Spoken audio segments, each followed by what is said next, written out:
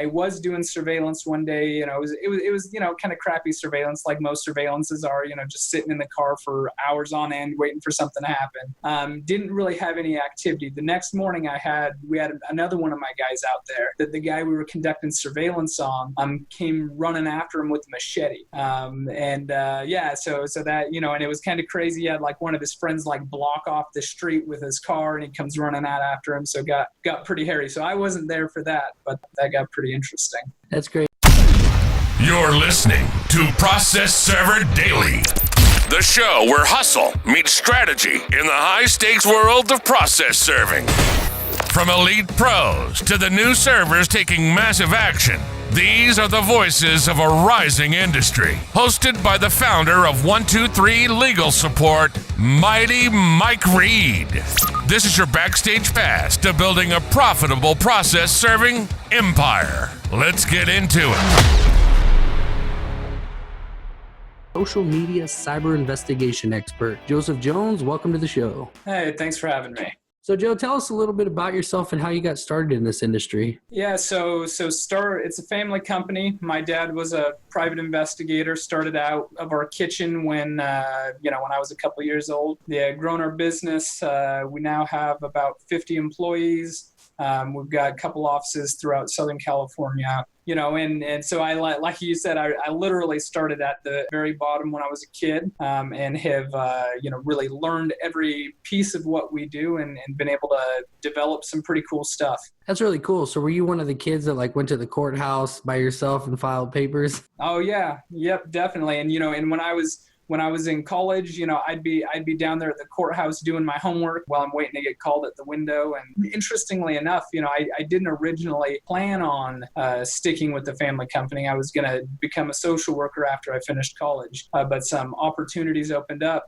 Some things changed. I decided to get married and start having a bunch of kids, and I figured social work wouldn't really, foot the bill. So I stuck with it and have been able to, be a part of some, pretty expansive growth. It's funny that in this industry, so many people end up in this industry and in not really a planned way, but it ended up being such a great turnout for them. Sounds like it worked out for you. Yeah, absolutely. It's been a huge blessing. Joseph, there's a reason you're on my show. You have a lot going on right now, full of experiences. But first, tell me about your worst experience working in the field.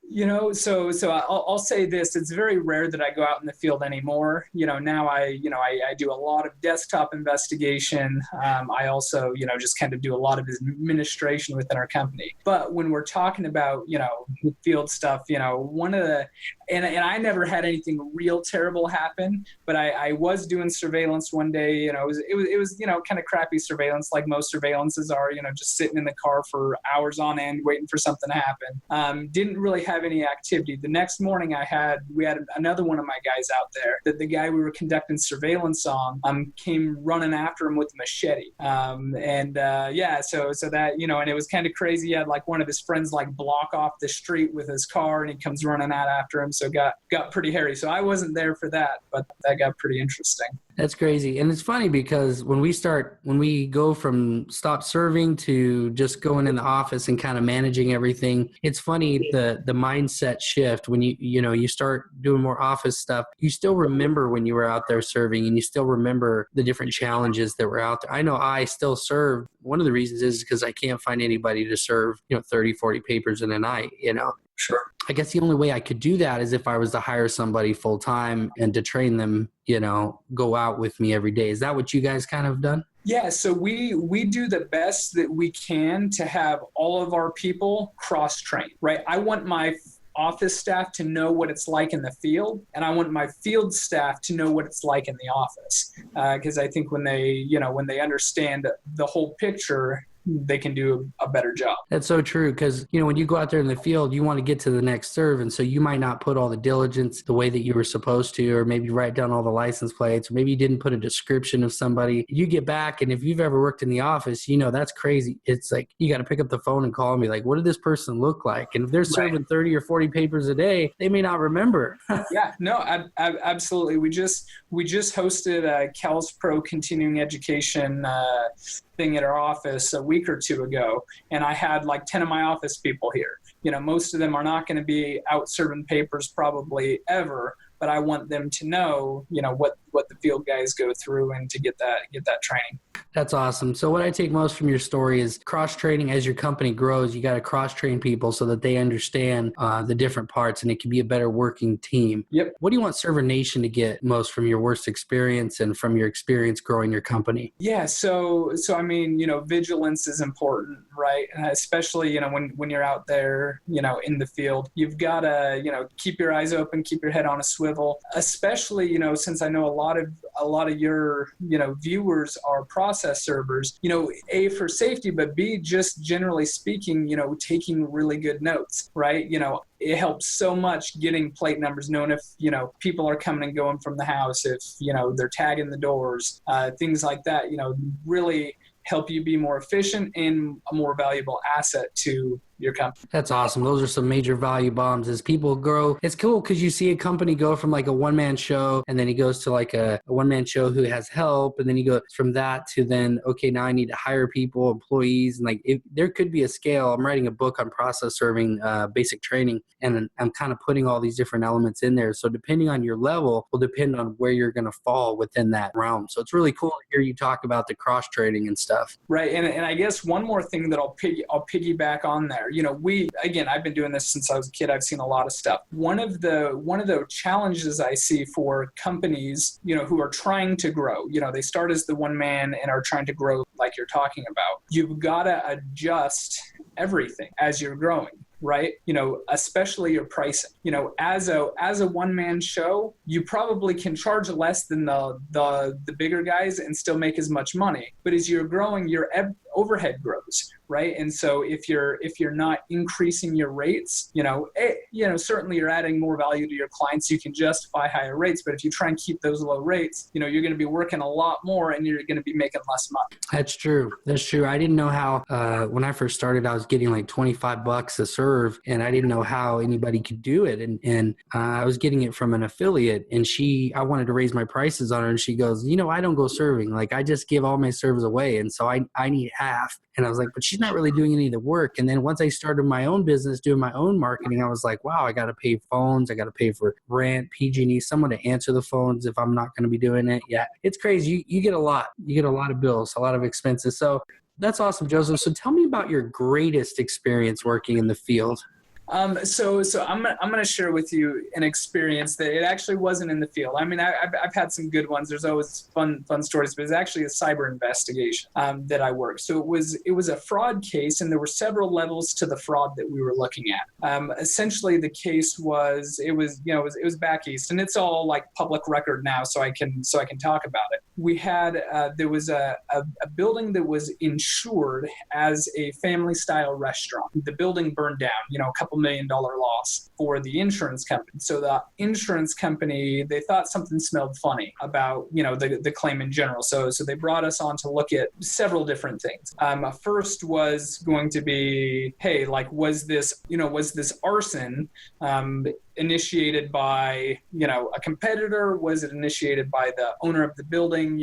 How did it come about? And then B, was the facility actually a restaurant? Because, when they went and did the inspection after it had burnt down, there were several things that made them think, hey, maybe this wasn't a restaurant. So we did our investigation. We were able to come up with a significant amount of evidence indicating that it was one of the owners of the company that had started the fire. We weren't able to prove that because that end really fell on the local fire marshal and sheriff's department, because they're the ones who have access to the facilities to do all that kind of stuff. But we found a lot of evidence to support that. But what was really interesting is we found that this restaurant wasn't actually a restaurant. It was a strip club, which, when you're talking about insurance coverage, there are two entirely different risks, right? One, our insurance company, they don't insure strip clubs because they're way too big of a risk, right? A lot of stabbings, a lot of shootings, a lot of competitors trying to burn their place down. So we were able to, via social media, even though a lot of accounts, they had deleted most of their, accounts, we were able to establish through patrons to the establishment that it was in fact a strip club. And we found lots of good stuff, and it was really interesting. But the one piece of evidence that just blew everybody away, and it's the kind of thing you blow up and put in front of a jury if they have the stomach to handle it. We found a photo that a patron had taken inside the establishment of a stripper on a stripper pole with a flamethrower, blowing flames out all over the place. And that's the kind of evidence that it's like, a lot of this stuff we find, we can't write this stuff. It's just too good most of the time, kind of unbelievable unless you're looking at it. Wow, that is so cool. And so just so Server Nation knows, you're saying that you work for an insurance company where they paid you to do an investigation and try to figure out if there was any fraud going on, and this is the kind of stuff that you were uncovering. Yep. Wow, that is crazy. So those flamethrower. Yep. I doubt they were coded for that. Yeah, no, they weren't. And part of our investigation too found that the city had been trying to shut them down for like 6 months. And that's one of the reasons the fire happened shortly after they had been shut down. So they're trying to get the insurance money because the city's getting so much pushback that they're not able to operate. So they figured, hey, why don't we torch our place and, get a little insurance money out of it. That is an awesome experience. It was a fun one. I remember, man, when I shot that over to the client, I'm like, you are never going to believe what we just found. That is awesome. So, Joseph, tell me, what are you working on right now that has you most fired up, most excited? So, all right. So we'll, we do social media investigations, and we do them in a way that's very, very unique.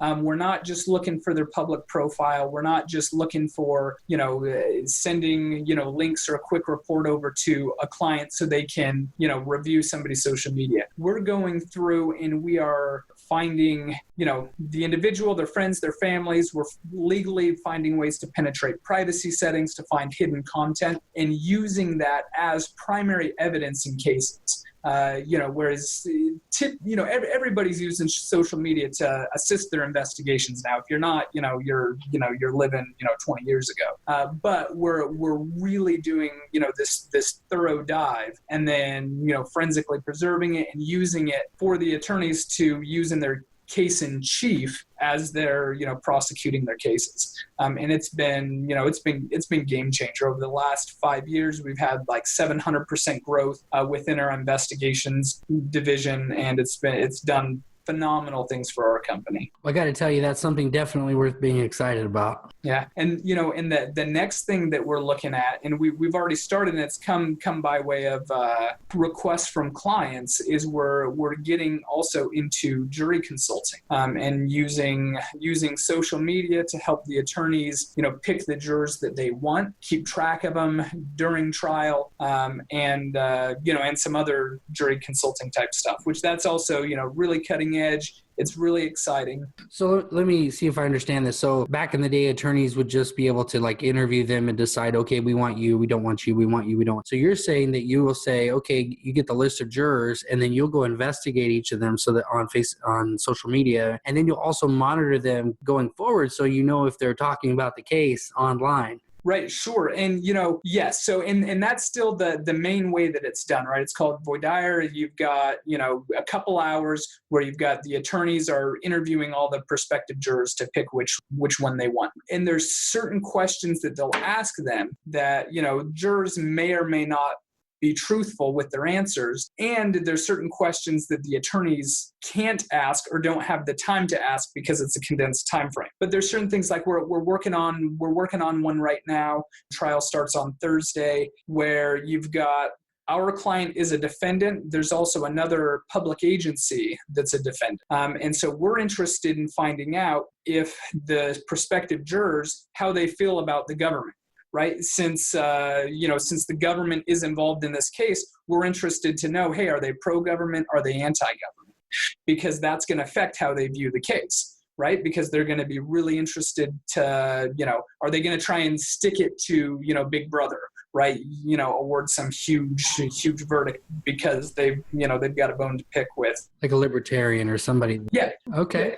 And so we're able to look at all those things. That's really cool. And so this next part here is an addition to the show. It's called the Server Nation Questionnaire. So for those of you that don't know, you could go on my website, processserverdaily.com/podcast, and you can ask a question of my guest, and we can play your video clip right here in this episode so that my guest can answer it for you. Today's question, Joseph, is what makes your company different from the others in your area? So it almost depends on what aspect of our business you're looking at. Specifically social media investigations, the difference between us and the next guy is really significant because of the level of depth that we're doing our investigation. There is, we're doing nationwide, but let's just stick with California since that's a lot of, companies that watch your stuff.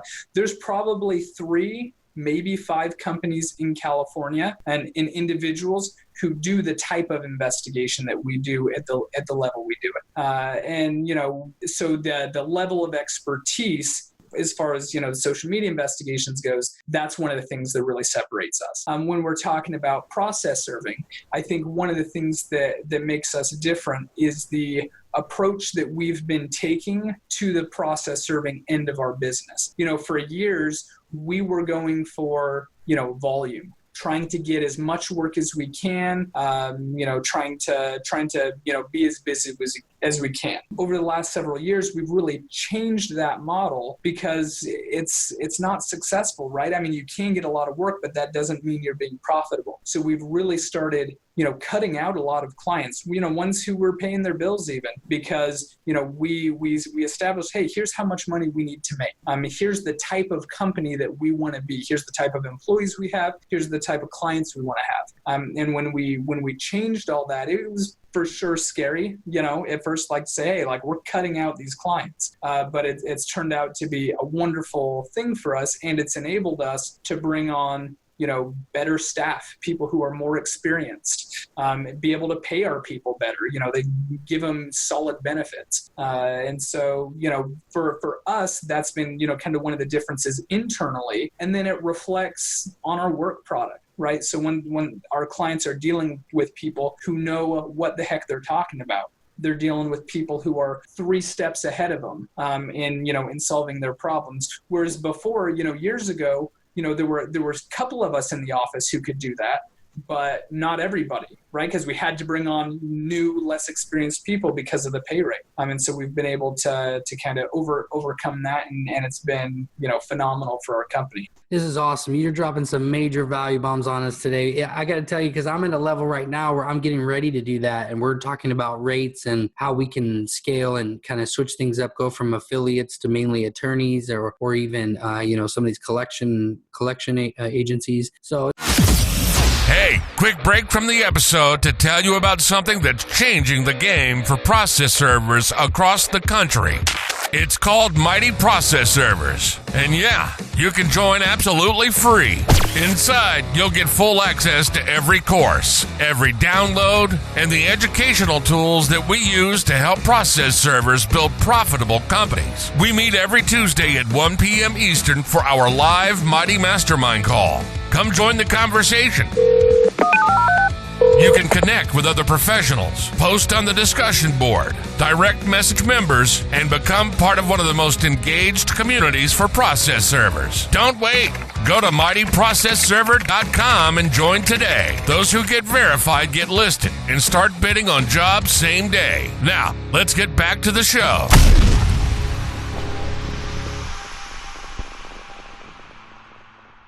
Joseph, are you ready for the rapid fire round? Let's do it. What is your favorite skip trace tactic? And I know this is going to be deep. Yeah. So, and it may not be what you're expecting, right? All right. So we're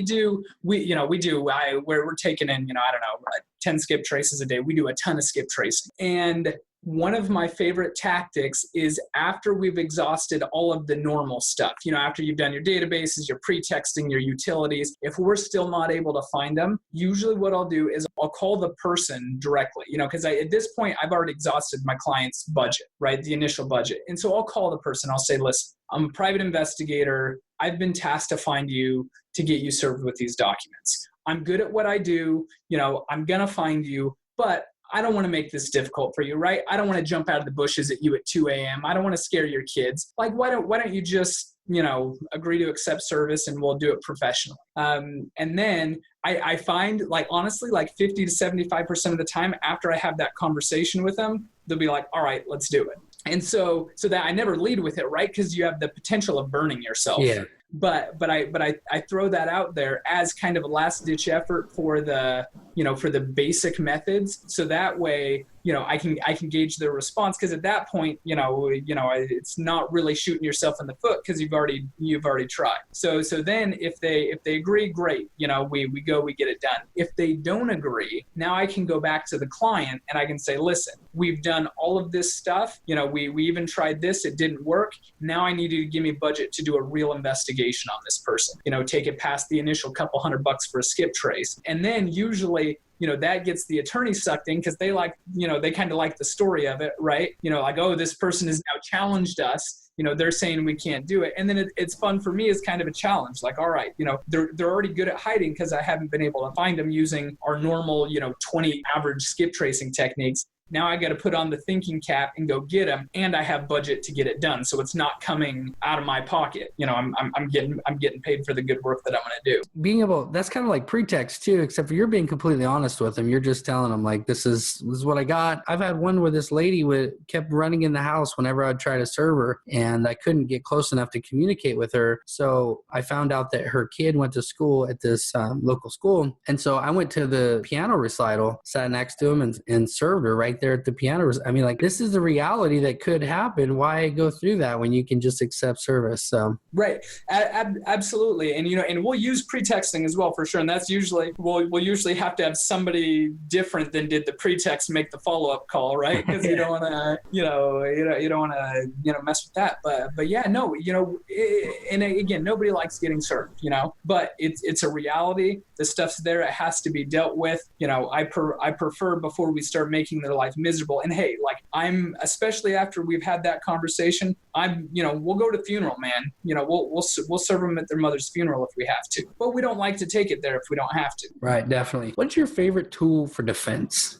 So I'm going to put a couple caveats before this. My process servers, I do not allow to carry any kind of a weapon. I think, it can be super problematic. I think a lot of people, when they're carrying some kind of weapon, it emboldens them to do things that they wouldn't otherwise do. And I think that's really problematic. I think our greatest, as a process server industry as a whole, I think our greatest defense weapon is our words, being able to de-escalate situations. So I'll start with that. I am licensed to carry. I carry a 45 Kimber, and I pray that this situation will never come where I'm going to have to use it. But certainly, that's something available to me in the worst of circumstances. I also have a taser that I carry. It's an X2. It's pretty fun, and I've never had to use it on somebody who wasn't willing. But I did have in my family, we have 6 kids, and then baby sister. My baby sister, a couple years ago, decided she was going to bring her boyfriend home to meet the family. They were talking about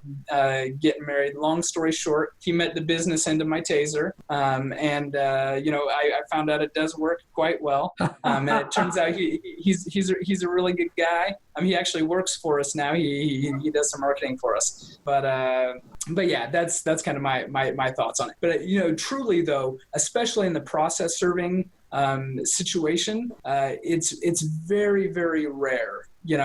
1 out of a million times that you're going to need some kind of defense other than your words. I found de-escalation is always the best way to go. That's good stuff. I agree wholeheartedly about that. What is the greatest advice you've ever received? Yeah, that's a tough one. I've been blessed to grow up in the company with my dad and my oldest brother, who I received a lot of training from them, both kind of in conversations and just in watching them. But I would say so it's probably never said to me, but it's one of the things that I've observed and we've developed developed as a company over the last, 10 years is know your value, right? If you undervalue what you're doing, everybody else around you is going to undervalue you as well. When people come to me, they come to me because they know that I'm going to be able to help them with their situation, and they're willing to pay good money for that help. If I'm trying to beat the next guy's price by, $5, $20, $100, that's going to devalue what I do, because my value goes much further beyond the money that I'm getting paid. And that's, I think, one of the major challenges I've seen within the process serving industry is so many people become price centered. They think, hey, I've got to be, cheaper than the next guy. Hey man, this isn't retail, right? This isn't, Walmart where everybody's going to try and save, $2. And certainly there's law firms out there that are like that, but as more people move away from that model, the industry is going to grow as a whole. Well, I'm glad you brought that up. I always beat a dead horse about brand versus commodity. And if all you're doing is thinking about Steve Jobs was talking about Nike. Do you want to be the Nike where you're honoring great athletes and people look up to you, or do you want to be the guy that says, hey, we're the cheapest price and we can get it done the fastest? So I'm really glad you brought that up. We can become a commodity very easily if we're not careful. Right. So you got to step out, and I have no doubt that your company has stepped out in that way with the social media, with the investigation, with some of the stuff that Trent was telling me about what you're doing with Serve Manager and stuff, and we'll get into that. But what I take from that is, like you said, know your value. That's where it starts. It's the foundation. Build a brand and work up from there. Good stuff. Yep. Joseph, what would you do if you woke up tomorrow with all the same skills and knowledge, but you didn't know anybody and only had $100, a smartphone, and a car? What would you do to regrow your business? We're very growth minded as a company. We're doing a lot of growing. So I think about these things pretty often. All right, what would I do if I, went to a different state, and decided to grow? There's some other places, that might be kind of fun to live.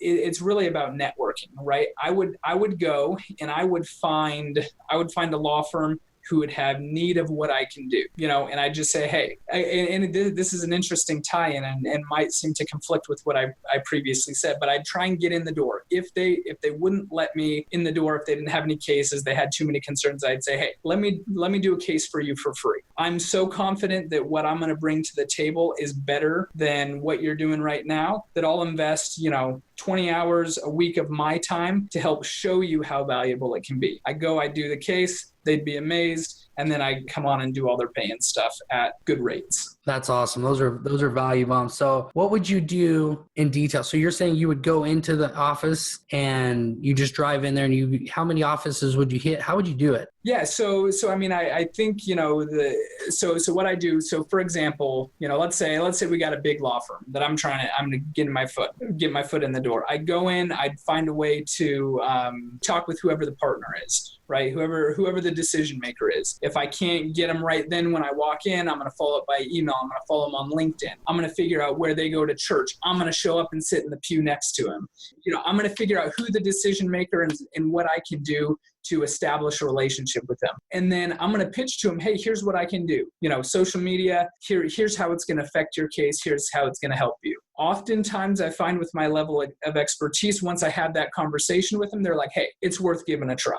If they're not, then that's when I'm going to say, hey, your client doesn't want to invest the money. I'm going to do your first case for you, no charge, just so you can see how stinking valuable this is to you. Boom. That is amazing. That is awesome stuff. So, when you were saying about sitting next to him in church, I couldn't help but think like, listen, if I can find where you go to church, I can find where the guy that's frauding you is going to church. Yeah. Yep. And it's interesting. And I've done a little bit of that before. And I'll tell you, it's a fine line to walk, right? You don't want your clients to be too creeped out with what you're doing. But there's certainly an element of being able to, the proof is in the pudding, as they say. And if you can show them that you've got the knowledge, you've got the expertise, and you're ready to make it happen, they're going to jump on board. That's good stuff, Joseph. You have really been rocking it here today. So what is your parting piece of advice for Server Nation? So there's a couple pieces. So first, again, is know your value. I can't rely on that too much, because we see often, and we don't really consider them competitors because they're working with a different client base. But we see these people who they just, there was a company local to us that they just went out of business. We ended up hiring on most of their staff to help us. But they were a company that they went out of business because they didn't know their value, right? And they, so they were charging way less than they should have been for so many years. It just varied. The other piece is, they weren't elevating the profession because everything was so low, they couldn't afford to give, a good level of service. So, that breaks my heart when I see it, right? Because, hey, there's enough work for everybody, but there's no reason to put in the kind of work that you do and deal with the kind of stress you do and have a hard time, paying your bills, right? There's, we're working on cases where we're bringing immense value to, the people with a lot of money. And if you can bring that value, they're happy to pay the good money. And if they're not willing to pay you what you're worth, find somebody who will. That's a huge part of the advice that I would give, especially, new and upcoming process servers. For investigators and for process servers as well, the other piece is, know what you're an expert at and focus on that. And if you're not expert at something, don't try and pretend like you are. You got to be transparent with your clients. And some of your clients, they like you so much that they're gonna bring you on to do their stuff that you're not expert on because they want to deal with you. And that's totally fine. That's how we've grown out and branched out to do so many different things, because we build these relationships with clients and they'll be like, hey, can you come help us with jury selection? I'll tell them, I'll say, listen, we're experts at social media. We can bang social media for you all day long. We don't, we've never done jury selection before, but I can figure out how to do it. And they'll say, yeah, let's do it. And so like that, a new portion of our business is grown. But you don't want to be the guy who they ask to do something. They're like, oh yeah, we've got that handled. You go out and you botch it, and then you look like an idiot. And then you lose all their business. Right. And it's just a problem, right? That's not a good way to do business. That's good. So know your value. And what was the second one? So know your value and know what you're expert at. And don't bill yourself as an expert at something that you really don't know what you're doing. That's awesome. Joseph, that is so cool. That is so awesome. I love everything that you're throwing at us here today. What is the best way that we can connect with you? And then we'll say goodbye. LinkedIn's the best way to connect with me. Just search Joseph Jones, private investigator, social media expert. You'll be able to find me, connect with me on there. We can stay in touch. And you can also find Joseph's show notes page at processserverdaily.com/Joseph. That's a wrap on another episode of Process Server Daily, where the legal support industry levels up. Want to grow your process serving business with the best marketing tools, the most engaged community, and the highest ranking directory online? Visit mightyprocessserver.com. Claim your listing. Join our free community. Surround yourself with process servers who get it and build something real. From the field to the courtroom, this is Process Server Daily. Until next time, stay safe out there and live mighty.